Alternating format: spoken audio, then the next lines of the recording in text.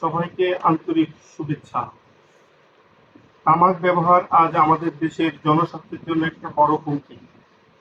তামাকজনিত নানা রোগ প্রতি বছর অসংখ্য মানুষের অকাল মৃত্যু জনিত কারণ শিকার হচ্ছে। শুধু অর্থনৈতিক ক্ষতি নয়, তামাক আমাদের অর্থনীতি, পরিবেশ এবং ভবিষ্যৎ প্রজন্মের উপর মারাত্মক নেতিবাচক প্রভাব ফেলেছে। এই বাস্তবতা বিবেচনায় সরকার ধূমপান ও তামাকজাত দ্রব্য ব্যবহার নিয়ন্ত্রণ সংশোধন অধ্যাদেশ 2025 জারি করেছে, যা তামাক নিয়ন্ত্রণের একটি গুরুত্বপূর্ণ উদ্যোগ। এখন প্রয়োজন এই অধ্যাদেশটিকে দ্রুত সংসদে আইন হিসেবে পাশ করা এবং কার্যকরভাবে বাস্তবায়ন করা।